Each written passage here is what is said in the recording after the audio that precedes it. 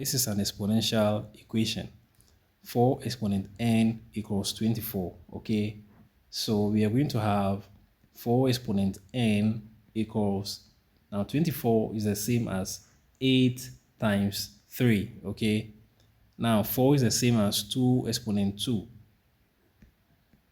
Now 8 is the same as 2 exponent 3. Okay, all right. Now here we are going to apply the power of a power rule of indices. Okay, so that is the left side. If you have a exponent m multiplying the exponent c, this equals a exponent m times c. So our equation becomes 2 exponent 2n equals 2 exponent 3 times 3. Okay, now because we're having 2 here and 2 here, let's divide. Okay, let's divide this side by 2 exponent 3 and then 2 exponent 3 in order to apply the quotient rule of indices. Okay, so this will cancel this. So we are left with 2 exponent 2n over 2 exponent 3 equals, okay, 3. Okay, all right. Now let's state the quotient rule. The quotient rule states that if you have a exponent m over a exponent c, this equals a exponent m minus c. All right, so this is going to give us 2 exponent 2n minus 3 equals 3. All right, now you can see the base here and the base here are not the same. Okay, so because of that, we are going to introduce logarithms. Okay, now if they were the same, we would have used the one-to-one property of exponential functions. Okay, so because they are not the same, we are going to use logarithms.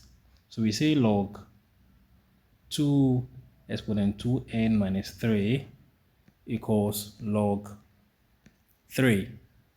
All right, now let's use the logarithm definition to simplify the left part of the equation.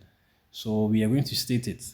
So log a exponent n base b equals n log a base b. So our equation becomes 2n minus 3 log 2 equals log 3. Okay, all right.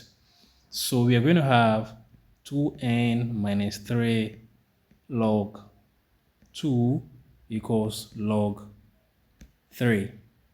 All right, and let's divide here by log 2, here by log 2. All right, so we are going to cancel this and this.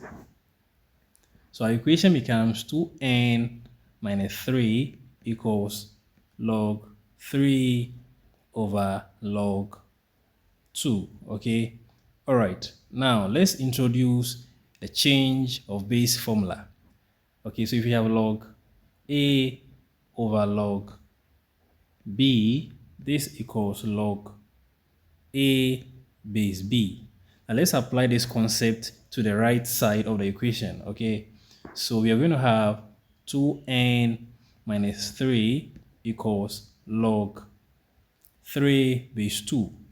All right, now we want to make n the subject of the relation. So let's remove anything that is attached to n. So the first thing that is attached to n, okay, is minus 3. So let's move minus 3.